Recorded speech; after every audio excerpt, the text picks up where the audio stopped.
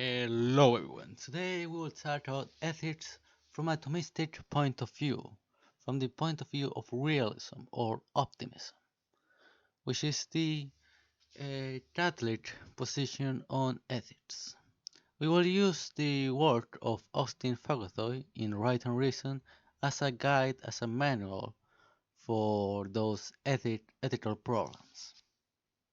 Now, what is right and what is wrong? The most important thing here is the idea of teleology, which is the idea that things search the good, that the good is the actualization of the potentialities of the thing. For example, the good of a seed is to be a tree. The good of man is to see, because that is the purpose of the eye. That is why the eyes exist. So when the eyes do not see, we say that they are bad eyes, for they do not fulfill the purpose for what they are. Their purpose is to see, however, they cannot see. And that is a failure in nature. That is, yes, a privation. That is the idea. So we know what is right and wrong through teleology, the actualization of the things. The things search being. The things seek the good. The seek to be more plentiful in the being. That is the whole point. And that is how we see what is right and wrong. And you can see more of that on the video about Aristotelian ethics. Now, this whole teleology, this whole thing of teleology, it implies the existence of God as the sum of all perfections. The idea that there is something that is good in itself, that is being itself. That is what God is. God is that thing which identifies with goodness itself, which identifies with being. And goodness and being are conversible, meaning they are the same thing, however, we can distinguish them by reason.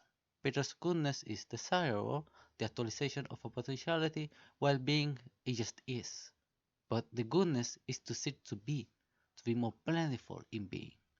Now, that is something that is more akin to the idea of the existence of God. That is something that is better explained there in my videos regarding the existence of God. And because this video is not about the existence of God, I will not go into details of why God is the sum of all perfections or what that means. So this is almost like I'm presuming this, so I will not go into detail. But Fyodor Dostoevsky said a very important thing. He said in The Brothers Karamazov, if God does not exist, then everything is permissible. He presented that as a question. Now, in his book, he was dealing with atheism, with materialism, and all of those ideas. That is the context. But the question, if God does not exist, then everything is permissible? Is that true? Well, the answer is a yes and a no.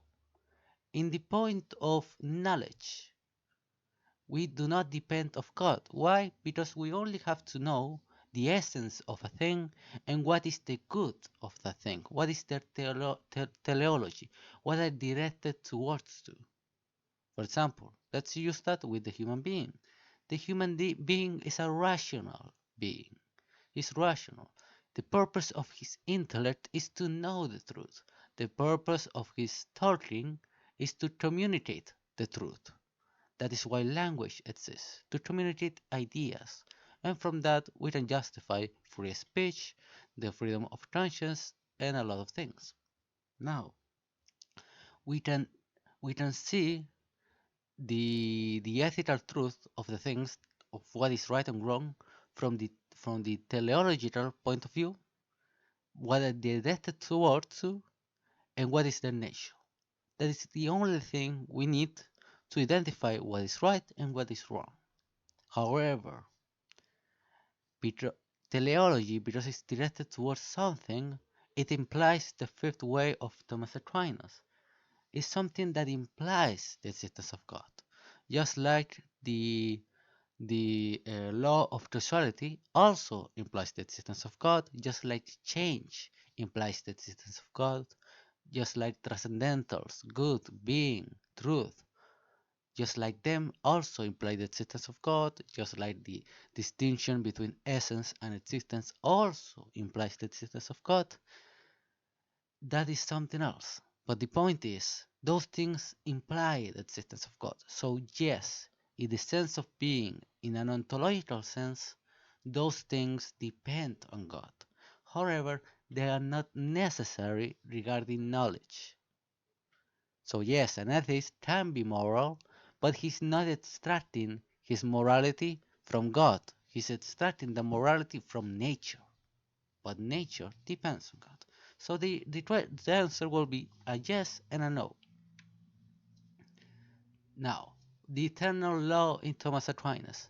The law by which God governs the entire universe is the degree of his intellect and will identified with his essence. And since the essence of God is eternal, this is called the eternal law. Laws created in time are temporal laws, and they include all laws except the eternal law in God. The eternal law of God identifies with himself, identifies with his essence. Things such as logical principles, the truth of mathematics, of universals, God's knowledge of himself. All of those things, they are in the eternal law. They identify with the divine essence. Now, natural law is the natural end that things seek, meaning is in the objects and not in God. So the natural law is a temporal law. For example, a seed and a plant, an egg and a chicken, eyes and sight, man to a woman. All of those relationships, they are of a teleological nature. They have an end they are directed towards to actualize their potentialities and to become more plentiful, to be inert. That is the whole idea of teleology. Now, we distinguish the arts of virtue to be those that are directed toward their objects, that seek their teleological end, and we identify the vicious as those that go towards a false good, that at the end of the day they do not let those things to be closer to it, like lying, for example. Now, conscience. The practical judgment of reason about an individual act as a good and to be performed or as bad to be avoided. One must always obey a certain conscience, even if it is mistaken. In the face of doubt, investigate and choose the most probable good. A certain and correct conscience is simply the moral law promulgated for the individual and applied to their own action. But the moral law must be obeyed. Therefore, a certain and correct conscience must be obeyed. And guilt depends on the influence of passions, intentionality, and knowledge. So we judge someone according what they do to their conscience. They cannot do something they know that is wrong, but they have to do what they know is the right and good thing.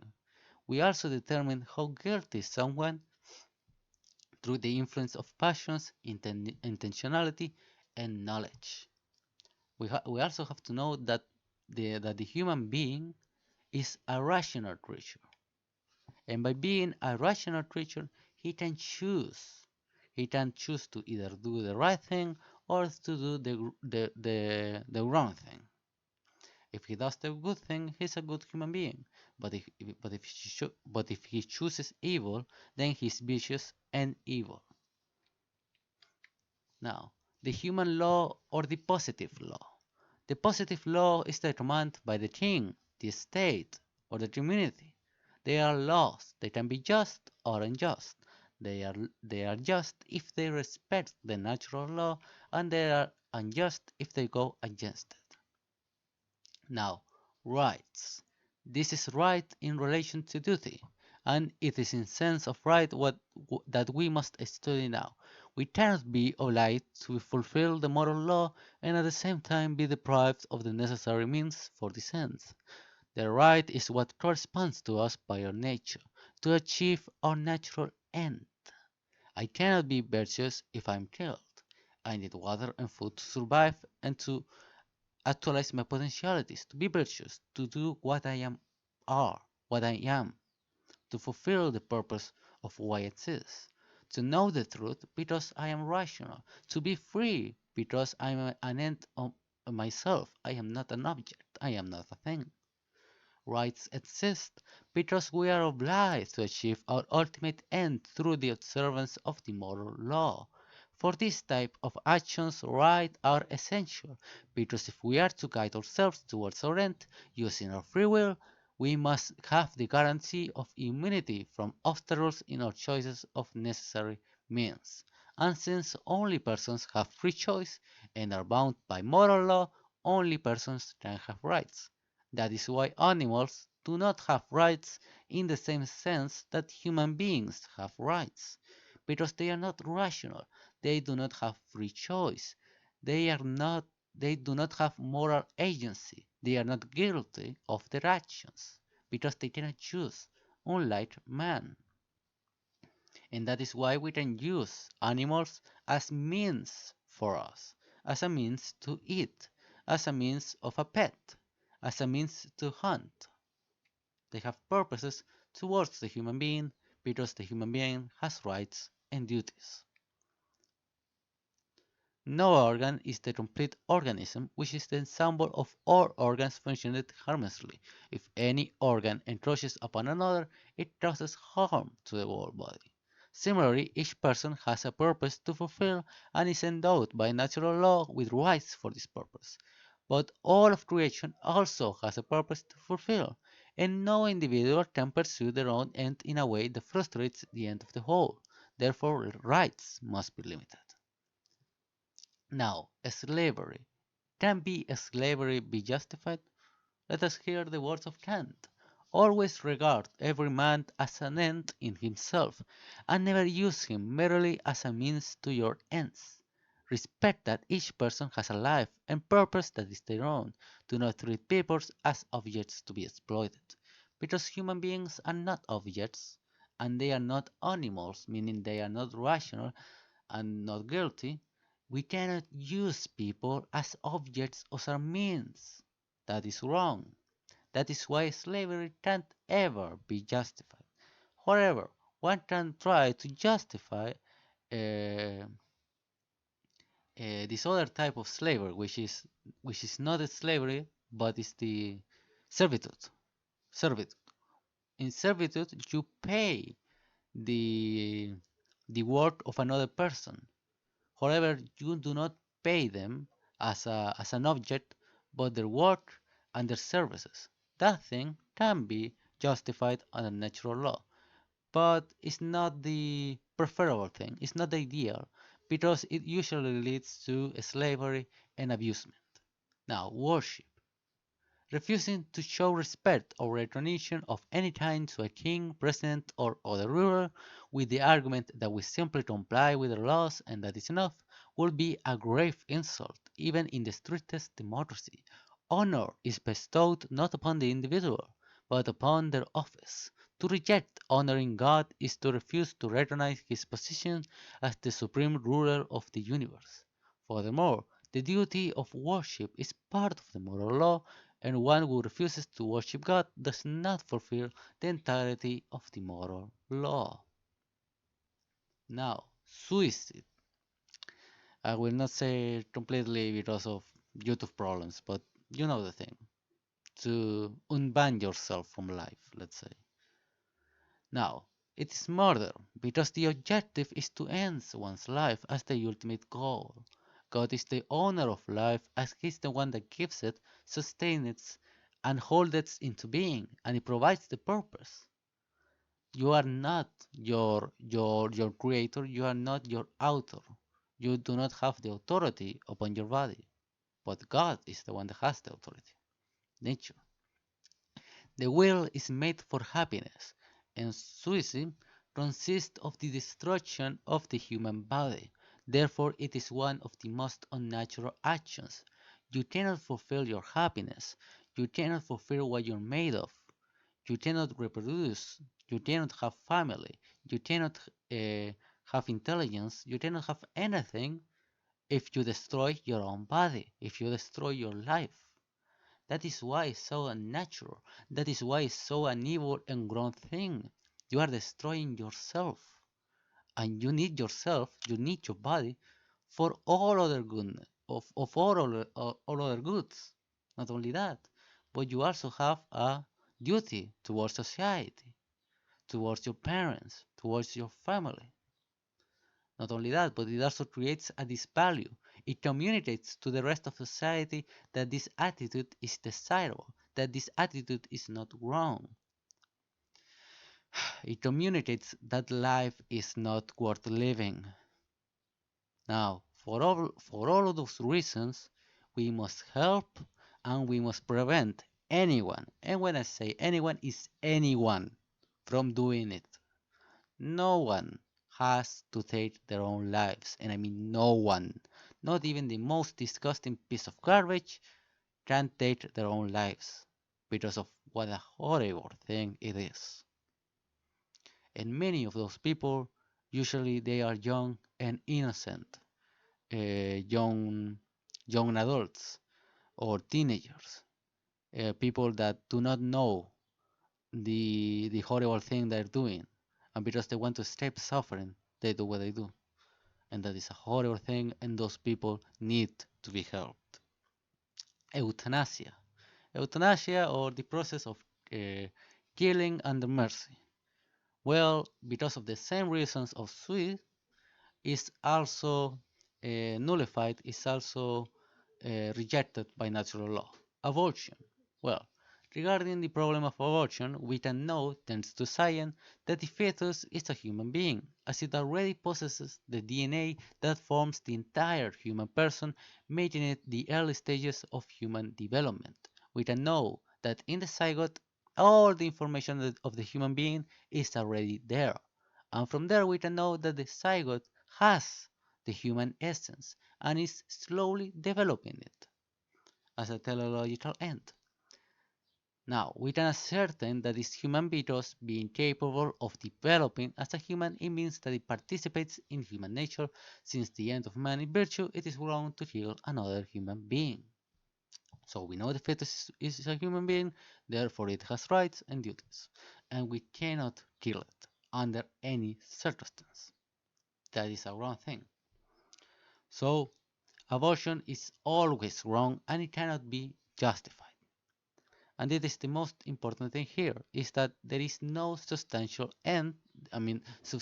change between the fetus and the human being because they are the same thing. There are only accidental change. It only grows, but it does not become another thing. For example, the sperm of the man, that is another thing that becomes the zygote. There is a substantial change there, but in the fetus there is an accidental change.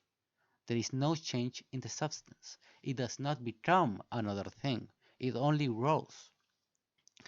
Now, this is something very comical and ironic in the leftist side, that many of those people claim that all of those who oppose them, they are Nazis. They are those fascists. They are those funny guy with a funny mustache in the 20th century lovers. The Austrian painter, you know. Well, let us hear how many abortion of Down syndrome kids there are.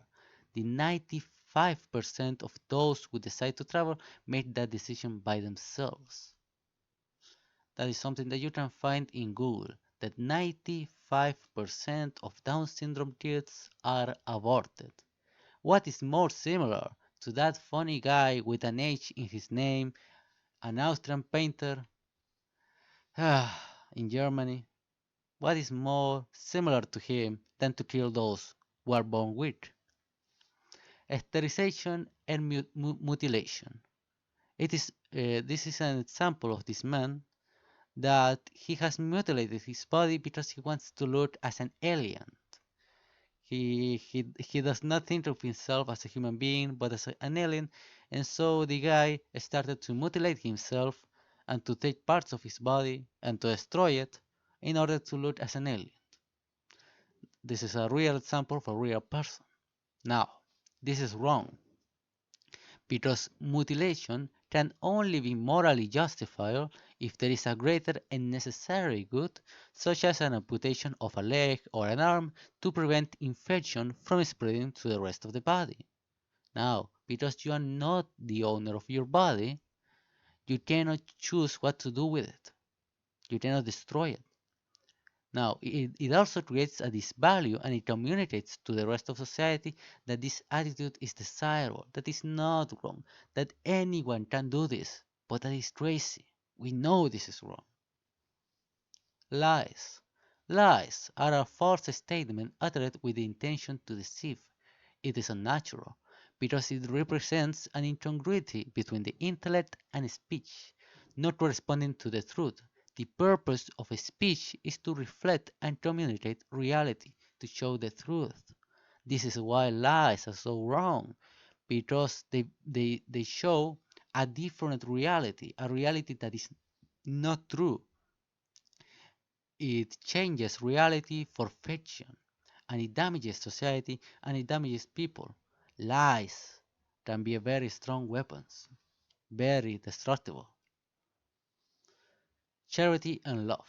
We are obliged to love our neighbor as ourselves. The phrase ourselves refers more to the type of love we should have for our neighbor rather than its degree. The reason why we love our neighbor is that they are a human being just like us, created and loved by the same God who created and loved us, destined to enjoy forever together with us. The same happiness in the possession of the same supreme good. The right to all of this is equal to ours, just as we desire all that is good and no evil for ourselves. We should desire the same for them. Now, taxation.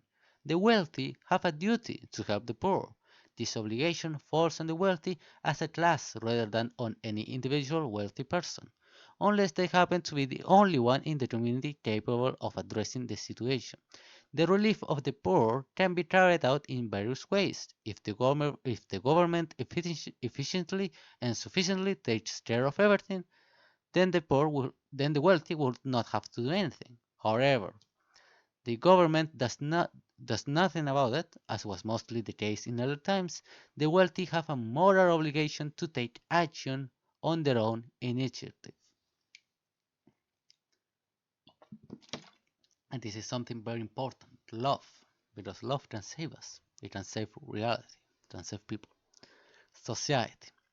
Well, is society something natural or is only convention? Is only artificial? Well, the formation of society is something natural to the human being, to the human essence. There is no such thing as an isolated individual, either because humans are not made to live in isolation. It often leads to mental illness and psychological distress. Human beings are always born into a family, depending on the parents and their guardians. A baby cannot survive on its own. That is crazy. It always depends on the mother, on the father, and in the rest of the family to help the mother and the father and the father. Language exists as a form of communication and expression. Intellectual development and science rely on the mutual work of diverse individuals. The purpose of society is to ensure the well-being of all its members, which is why institutions such as schools, hospitals, etc. exist. Every society requires authority, whether it is the state, the king, the church, etc. This is necessary because someone needs to take care of justice and social order as well as lead decision-making processes. Meaning that yes, the formation of the state and of society and of authority, they are all natural.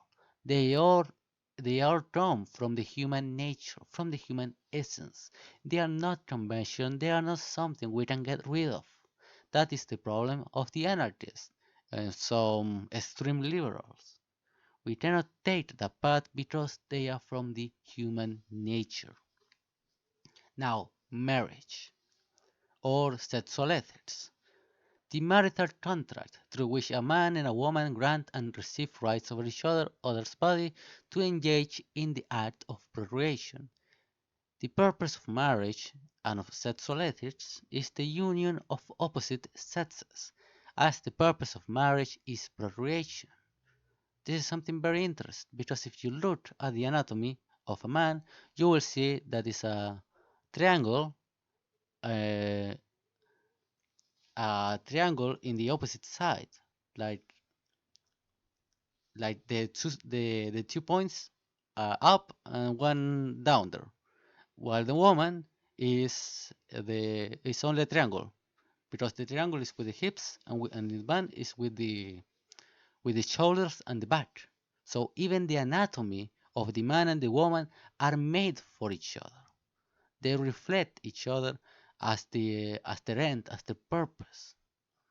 The whole purpose of these anatomy distinctions, of these sexual distinctions, is to be united, is for each other to complement each other. And the purpose and the end of that union is not only the love between each other, but also of procreation. That is the main reason, procreation, to generate offspring. It is an exclusive union, as the partners give each other rights to their bodies. It is permanent and lasts until death. It must be enduring to ensure the security of children and provide complete support to their couple. Let us remember that human beings depend on their parents until they are like 15. They depend psychologically, they depend physically, they depend socially, they depend in all senses in their parents. That is why it has to last until death. That is why actions such as fornication are wrong, because it leads to unstable families and to more suffering to the children. It should be a contract due to its relationship with society. When I marry a woman, I'm marrying a woman that has a parent, a mother, that has sisters and brothers. And I also too have a family. That is why it has to be a contract, because it also has a relationship with society. That is why there has to be a ceremony, a contract. The primary purpose of marriage is procreation, and the secondary purpose is love and companionship between the two sexes. That is why acts such as homosexuality and masturbation are morally wrong and condemned by natural law. Now, infertile marriages are not unnatural because they are not doing anything wrong. It's only a privation in nature, a natural evil. Now, contraception. Contraceptives are morally wrong as they constitute a rebellion against the primary purpose of the human union, deliberately depriving it of its intended end. It involves selfish pleasure that does not accept the responsibilities imposed by nature. However, engaging in sexual relationships during the period of fertility can be morally acceptable under the following conditions: medical reasons, eugenic reasons, economic reasons, and social reasons such as times of war and overpopulation. Now, polygamy. There cannot easily be peace in a family where several wives are joined to one husband, since one husband cannot suffice to satisfy the requisitions of several wives, and again, because the sharing of several in one occupation is a cause of strife, thus both quarrels with one another. And in like manner, the several wives of one husband, the third end it removes altogether. Because as Christ is one, so also is the Church one. It is therefore evident from what has been said that plurality of wives is in a way against the natural law. That is what we can read in the Summa Theology and of the supplement to the third part, question 65. Polygamy is wrong because you cannot have a healthy family in a polygamy situation. There will always be fights between the women's or the or the men's or the men. That is the problem.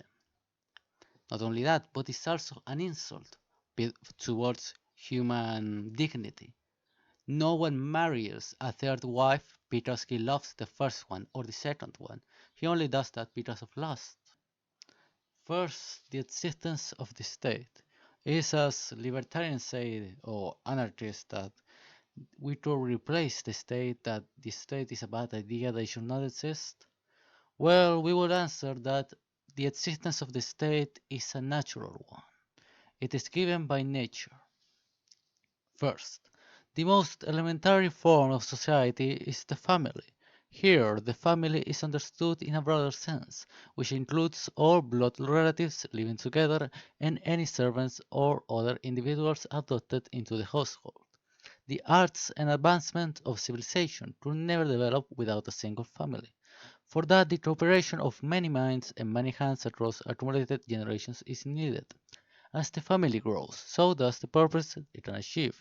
Children reach maturity and establish new families, usually in close proximity to one another.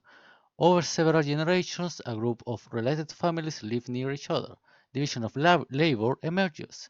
People begin to specialize in different types of work and exchange their products. And so the economy begins.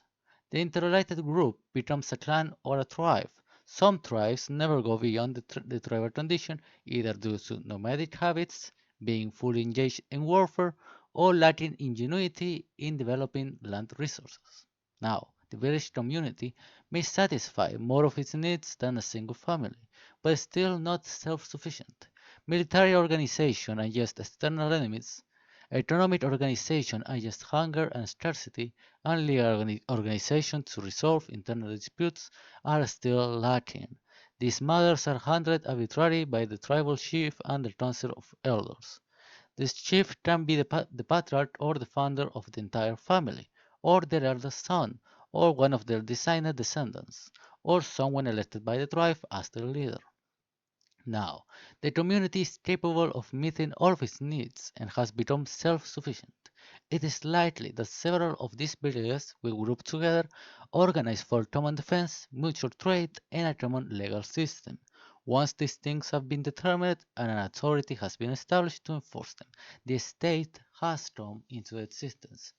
And so the state begins naturally from human nature, from families to clans and tribes, to a broader community, and finally the existence of a state. It is natural, unlike the idea that the state develops artificially or socially. Now, for example, in the Leviathan of Hobbes, man is antisocial and lives in a state of constant war, where man is a wolf to man. It is a perpetual war of all against all. To avoid this, men surrender power to the state to maintain peace through force and domination. In the case of Rousseau, man is naturally good, and private property corrupts him. However, the establishment of private property due to the natural ingenuity of human beings brought forth fraud, disputes, and conflicts. Thus, the state had to be established as a necessary evil to maintain peace. The state was created through the social construct, whereby each man surrenders all of his self-governing powers to a kind of universal entity. Now, regarding the criticism of the artificial origin of the state, we find that the human beings are naturally social, not antisocial or extrasocial. They are neither completely depraved nor entirely righteous by nature, but are inclined toward both good and evil. There never was a state of amorality without rights, duties, or justice or law. Natural law always existed, and from it rights and duties immediately emerge. The role of the family in preparation for the state cannot be overlooked. Mere animalistic life, whether predatory or carefree, is impossible for human beings. The social construct as the origins of the political society itself is pure fiction. It can be easily accepted that some later states may have emerged in this manner, but it is absurd to think that this is the only way in which humans could have transited from a state to a non-society at all. There are certain inalienable rights of the individual and the family. It is immoral to transfer such rights to one another, as they belong to the dignity of the human person and to the very nature of the family. The social construct requires the transfers of all rights, and this goes against natural law. The social construct do not bind future generations. Those who are yet to be born were not part of the construct and to refuse to participate. The theory assumes that the contract is not a requirement of human nature as such, but a mere convention. Nobody will become a citizen of the state by birth. At least Locke is logical recognizing this inference. Now, the social construct cannot have greater authority than what the contracting parties granted. There are rights of the state that no individual can possess, such as the right to declare war and impose the death penalty. In the contract theory, there is no legitimate way for the state to acquire those rights. And regarding government, where does the power come from? Where does the power of authority come from? Now, as we previously mentioned, since the state arises naturally and natural law comes from God, the existence of the government is founded in God, its purpose the common good. Now, government can take different form: monarchic, like a dictatorship, patriarchal, aristocratic, or democratic. The patriarch or leader would likely become the ruler of a newly formed state, however, not without the consent of the people. If the new ruler cannot even obtain the consent of the people, they can only secure obedience through force and begin the rule in a tyrannical manner. This means that yes, a dictatorship or a monarchy can be justified if the monarch or the dictator is just. For example, if it defends society, if it protects society, if it brings a good national relationship, if it is also, for example, has low taxes and people can grow economically and are defended by the monarch, then in that case is a just leader because the people are in favor of him unless they are not, and in that case he will rule by force, and that will be a tyrant, an unjust leader. There are many titles for political power, but all of them are derived, except for the basic title of popular consent. No other title is valid in and of itself, but only where confirmed by the tacit consent of the people. At least, otherwise there is a government against the will of the people, a government that can only be maintained through force and oppression. Such a government is tyranny and a perversion of governance. Now, regarding laws. Positive laws are meant to reinforce natural laws by prohibiting actions such as theft, murder, etc. Additionally, they aim to administer punishment and deliver justice. Laws can be redistributive. They should value the rights of the victim through punishment. The punishment should be proportional to the offense committed. This is not revenge, as we must reward and punish individuals based on the free choices. They have to be corrective. They should aim to rehabilitate the offender, helping them to correct their behavior and reintegrate them into society. They have to be protective. They should serve to protect the community, ensuring peace and well-being of its members. And regarding the death penalty, it should only be applied in very severe and specific cases. While it fulfills the redistributive and protective functions, it cannot be corrective. Regarding taxations, are taxations a theft?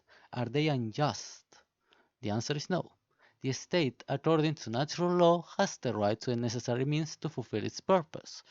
One of these means is income, and the usual way to obtain income is through taxes. There is also a moral obligation to distribute the tax burden as fairly as possible. The only practical method is to make taxes proportional to the citizen's ability to pay. Is one morally obliged to pay all imposed taxes? If the tax is clearly unjust, there can be no moral obligation, like taxes to kill a certain group of people, for example. Freedom of speech. The fact that speech is a natural ability means that humans have the right to use it.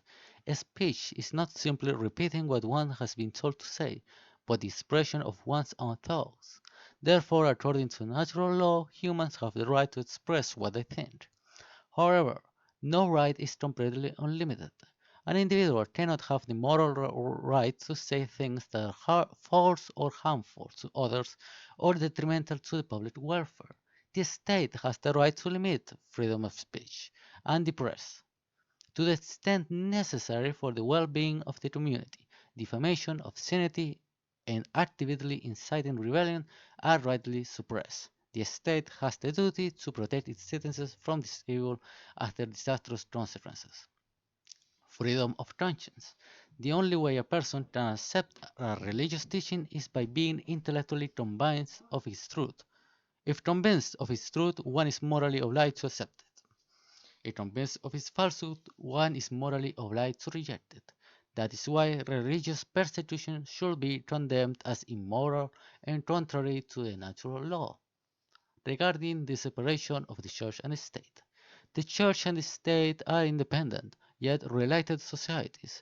The church is supreme in purely religious matters, and the state in purely temporal matters. The church should not interfere in purely civic affairs, just as the state should not interfere in the teaching and practice of a religion. However, there will always be some relationship between the church and the state, as the same individuals who are members of one society are also members of the other. The two societies must cooperate harmoniously in areas where their interests intersect and reach a working agreement. The Church can be a great assistance to the state by developing moral, virtuous, law-abiding citizens, and the state can assist the Church by fostering religion and granting it freedom for its activities. The separation of the Church and the state is not a theoretical idea, but often the best practical arrangement. If a religion holds that it is the only one true church, its theoretical ideal cannot be anything less than all people being members of it. Education. Education is the process of training the physical, mental, and moral faculties of a human being to make them suitable for the responsibilities of life. According to natural law, parents have the duty to educate their children, as this belongs to the primary purpose of marriage. Now, schools are a means of education. The state has the right to establish and operate schools when private initiative is insufficient for this task. The state must ensure the common good and promote to all works that are socially necessary. If private schools are too few and small, they should be supplemented by the state schools. And where private schools do not exist, the state must provide all necessary facilities.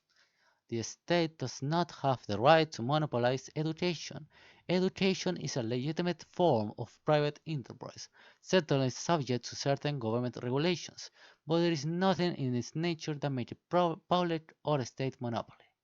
The reason is that the primary right to educate the children belongs to the parent. That is why teachers should not indoctrinate children, taking advantage of their ignorance. They have to work with the parents. They should work in harmony with the parents and the curriculum, respect the rules of the schools, and to the community. They have to focus on the well-being of society and not on moral degradation or revolutionary ideas. Regarding property, are all property false, or do people have property rights? Well, it is a right, for it's necessary for survival. That is why theft is wrong, is exclusive. This means preventing others from using the thing that is possessed. Something over which everyone has equal rights is not possessed at all.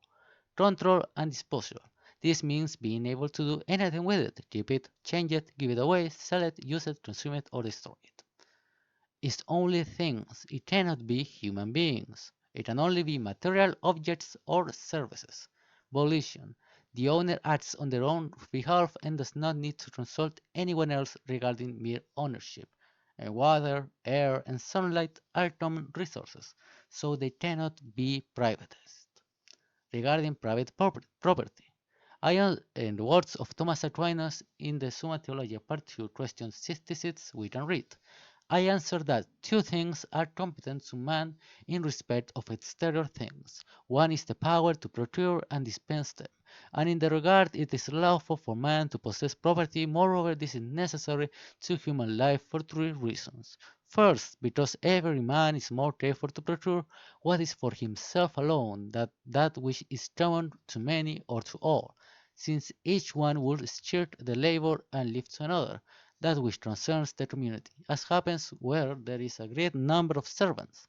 Secondly, because human affairs are conducted in more orderly fashion if each man is charged with taking care of some particular thing himself, whereas there would be a confusion if everyone had to look after any one thing indeterminately. Thirdly, because a more peaceful state is ensured to man if each one is contented with his own. Now, the minimum wage, are they justified? The answer is yes. What are these essential elements? More than mere substance, because a man is not a beast of burden, and treating him as such dishonors his human nature.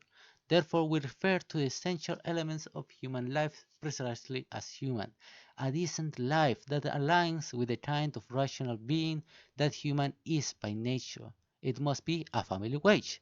So the obligation of natural law is clear. An employer who monopolizes the purchasing power of the head of the family is obliged by natural law to pay a wage that allows him to fulfill his duties towards his family under the same natural law. This is an obligation not based on charity, on cumulative justice, for cumulative justice is the virtue that governs contractual exchange. Therefore, the wage must be adjusted to the average of families. Regarding Marxism, well, natural law is clearly against it because Marxism is materialistic, it is mechanistic, it rejects teleology.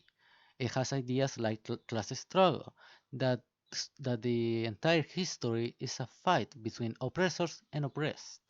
It is also an atheist movement. It is totalitarian.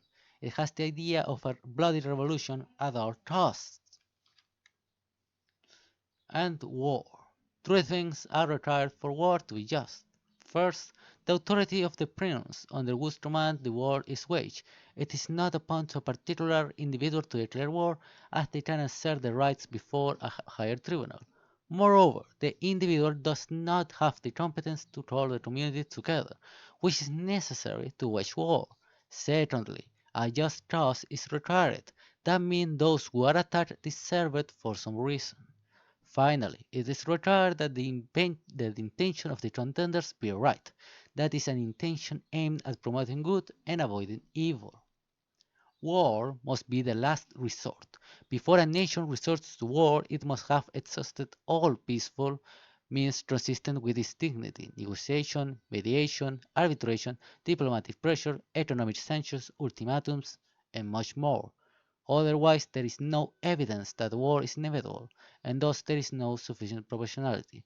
And there must also be a reasonable hope of success. This hope doesn't have to be a moral certainty, as the fortunes of war involve too many unpredictable elements.